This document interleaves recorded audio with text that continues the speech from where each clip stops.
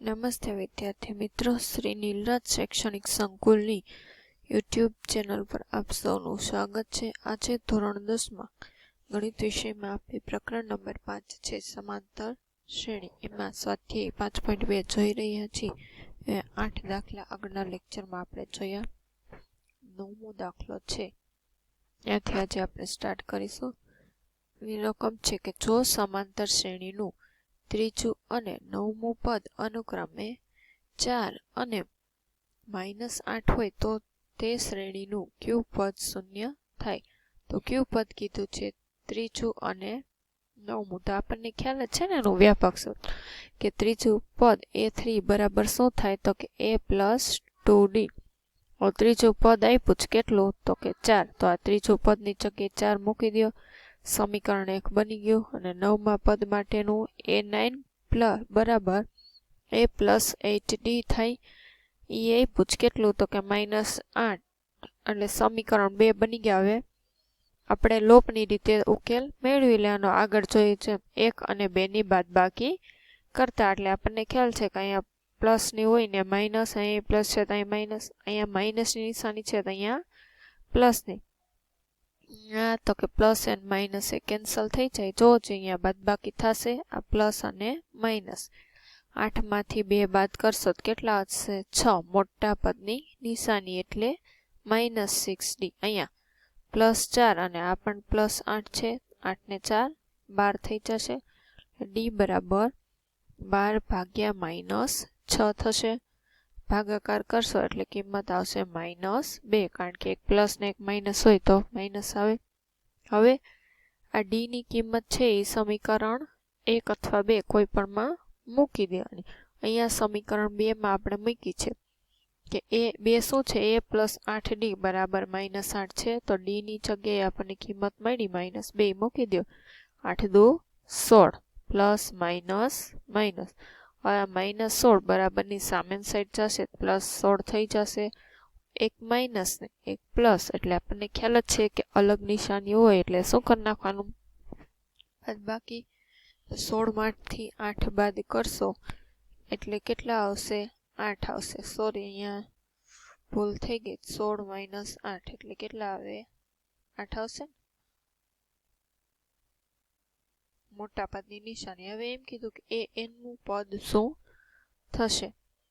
તો અહીંયા બધે આપણે સુધારા કરવા જોશે ને. 8 આવશે, કિંમત મૂકી દે. એમ કે ધારો કે n નું પદ 0 છે તો an ની જગ્યાએ 0 મૂકી દે. ધારો કે an નું પદ 0 છે એટલે n કેટલા મું પદ n તમને મળશે? અહીંયા કેટલા? આ નથી 8. n - 1 d તો ખબર છે, -2 મળ્યું. હવે 8 છે એ પ્લસ છે, આ સાઈડ આવશે તો -8 થશે. અહીંયા આ 2 છે, અહીંયા ખાલી આગળ લખ્યા છે. હવે અહીંયા બે સાઈડ માઇનસ નિશાની સામાન્ય નીકળી ગઈ. અહીંયા 8 ભાગ્યા 2 એટલે 3 ની બદલે કેટલા આવશે? 4. 4 ને કેટલા અહીંયા થઈ જશે? તો કે 5. કે 8 ભાગ્યા 2 કરશો 4. હવે n ને કરતા કરવું છે તો આ -1 છે, આ સાઈડ આવે તો +1. n તો અહીંયા જ રહેવા દીધો છે, ખાલી લખ્યું છે. એ તો તમને ખ્યાલ છે ને કે 4 માં 1 નાખશું તો કેટલા થશે? તો કે 5. એટલે કહી શકીએ કે આપેલ સમાંતર શ્રેણીનું ચોથું પદ છે એની બદલે કે 5મું પદ છે તે શૂન્ય હશે. આમ જોશો ને તોય ખબર પડી જશે, શ્રેણી ઘટતી જાય. હજી પ્રથમ પદ 8 કેટલો ઘટાડો થાય છે? માઇનસમાં તફાવત છે એટલે 2 નો ઘટાડો થાય. પછી 6 બીજું આવશે, ત્રીજું 4, ચોથું 2 અને 5મું શું આવશે? 0. ખબર પડી ગઈ? શું કામ 5મું 0 છે? કારણ કે આપણને આ ખ્યાલ છે કેવો છે? તો કે ધન પૂર્ણાંક સંખ્યા હોવી જોઈએ. એની કિંમત ક્યારેય અપૂર્ણાંકમાં કે ઋણ હોવું જોઈએ નહીં. હવે 10મો દાખલો છે કે કોઈ સમાંતર શ્રેણીનું 17મું પદ છે એના 10મા પદ કરતાં 7 વધુ છે તો એનો સામાન્ય તફાવત એટલે કે d શોધો. જોજે 17મા પદને આપણે કેમ દર્શાવે? તો કે a17. શું કીધું છે? કે 10મા પદ કરતાં 7 વધુ, એટલે આમ થાય કે a17 બરાબર a10 + 7. આ 10મું છે એના કરતાં વધુ કીધું એટલે પ્લસ, જો ઓછું કીધું હોત તો માઇનસ. હવે આ 10 છે એ બરાબરની આ સાઈડ માઇનસ થઈ જાય તો એ 17 માઇનસ એ 10 બરાબર 7. હવે 17મું પદને કેમ લખાય તો કે a પ્લસ 16d થાય માઇનસની નિશાની. 10મું જો કાઉન્સ કરવાનો, ડાયરેક્ટ આમ તમે લખશો કે 10મું a પ્લસ 9d તો ખોટું થાય. શું કામ? કારણ કે કાઉન્સ કરવાનો, કાઉન્સ કરશો એ માઇનસની નિશાની હોય, પ્લસ હોય તો ડાયરેક્ટ લખો તો કોઈ ફેર ન પડે ને. આપણને ખ્યાલ છે કે માઇનસની નિશાની હોય એટલે અંદરની ચેન્જ થઈ જાય. જો એ માઇનસ થઈ ગયો અને પ્લસ માઇનસ માઇનસ થઈ ગયું.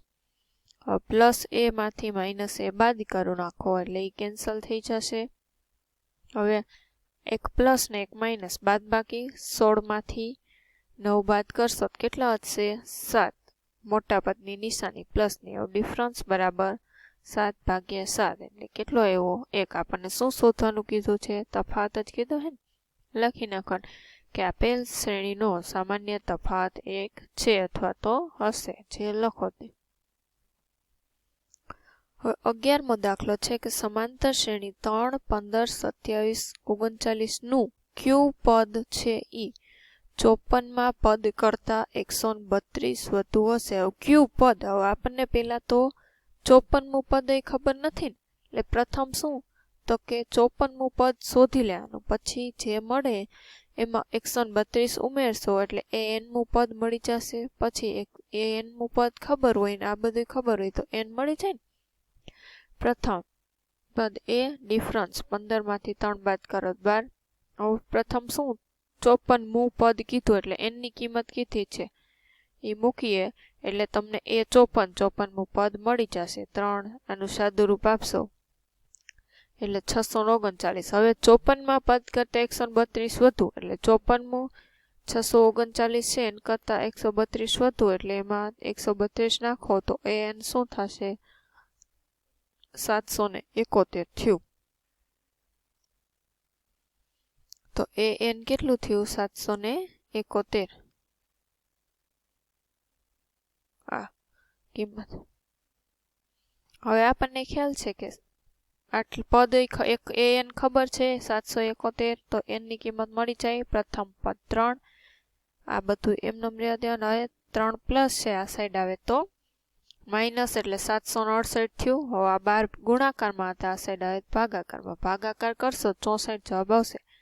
n ને કરતા કરશું -1 છે, આ સાઈડ આવશે તો +1. 64માં 1 નાખશો તો કેટલા થશે? 65.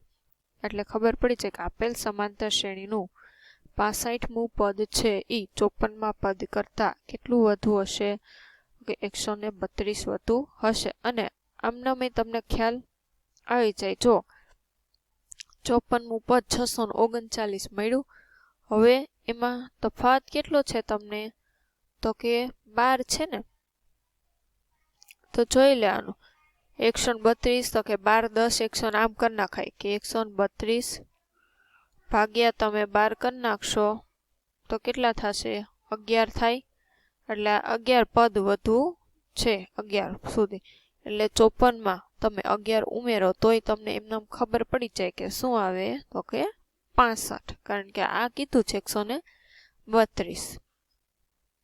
આટલું બધું તમે ના કરો તો પણ તમને કિંમત મળી જશે. 12મો દાખલો છે કે બે સમાંતર શ્રેણીના સામાન્ય તફાવત સમાન છે અને તેમના એટલે બે શ્રેણીના સામાન્ય બે અલગ અલગ શ્રેણી છે અને બેના તફાવત સામાન્ય d સમાન છે. હવે એમ કીધું એમના બેના 100માં પદનો તફાવત 100 હોય તો 1000માં પદનો તફાવત કેટલો હશે? હવે જો આપણને આમનામ જ ખ્યાલ આવી જ જાય પણ આપણે સમજૂતી આપવી પડે. બે સમાંતર શ્રેણી છે અને સામાન્ય પદ આમ જોઈ લે. ઉદાહરણ તરીકે એમને લઉં છું કે આ એક છે 2 4 6 8 10 ને આમ ..... પછી અહીં એમ કે આપણે 10 12 14 16 કરીને આમ ... આ બીજી શ્રેણી છે. હવે આનો તફાવત અહીં 2 છે, આનો તફાવત અહીં 2 છે.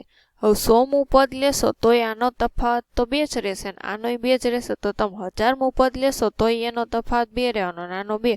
કારણ કે સમાંતર શ્રેણીની વ્યાખ્યા જ શું આપણને ખ્યાલ છે કે કોઈ પણ બે ક્રમિક પદ વચ્ચેનો તફાવત કેવો રહે, સમાન રહે છે.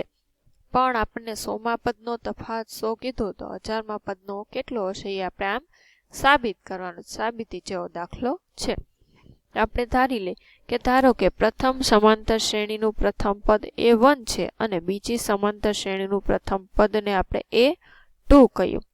હવે શું કીધું કે બંને સમાંતર શ્રેણીનો તફાવત આપણે ધારો કે D છે એ ગણી લઈએ. હવે એમ કીધું કે 100મા પદનો તફાવત કેટલો છે, 100. એટલે આપણે જોઈએ તો પ્રથમ શ્રેણીનું 100મું પદ શું થશે, A100 બરાબર તો કે A1 પ્લસ 99D. બીજીનું શું થશે તો કે A2 બરાબર 99D. આમ થશે પ્રથમ પદ પ્લસ 99D, આનું પ્રથમ A2 છે. હવે બેયના 100મા પદ જ છે ને, કે બંનેના 100મા પદનો તફાવત કેટલો છે, 100. એટલે આમાંથી આ બાદ કરો તો જવાબ તમને 100 મળે છે. એટલે A1 પ્લસ 99D માઇનસ ઉપરના દાખલા મેં સમજાયું હતું ને એવી રીતે કે પહેલા કાઉન્સ કરીને મૂકવાનું, ભલે પ્લસ હોય ને તોય તમારે કાઉન્સ કરી દેવાનું, પછી ભલે સાદું રૂપ આપવું પડે. અહીંયા માઇનસ ને અહીં માઇનસ એટલે પ્લસ 99D અને માઇનસ 99D કેન્સલ, એટલે વધ્યું શું તો કે A1, આ નિશાની આ જોવાની છે, A2 ના આગળની કઈ છે માઇનસ, A1 માઇનસ A2 બરાબર 100. અને સમીકરણ 1 કહી દેવાનું. આવું છે ને કે પ્રથમ ને બીજી શ્રેણીનો તફાવત કેટલો છે, 100 મળી ગયું. કે બે શ્રેણીમાં પ્રથમ પદનો તફાવત એ 100 છે. હવે 1000મા પદનો તફાવત કેટલો હોય તો કે 1000 થાય. તો પહેલી શ્રેણીનું 1000મું પદ તો કે A1 પ્લસ 999D થાય ને બીજી શ્રેણીનું પ્રથમ પદ તો કે A2 પ્લસ 999D. બેયનો તફાવત એટલે ઉપરની જેમ A1 plus 999D minus A2, અહીંયા બોલું છું માઇનસ 999D, એટલે પ્લસ ને માઇનસ કેન્સલ થઈ ગયું. વધ્યું શું તો કે A1 માઇનસ A2. અહીં ઉપર આપણને A1 માઇનસ A2 ની કિંમત મળી હતી શું તો કે 100. એટલે તફાવત કેટલો મળી ગયો તો કે 100.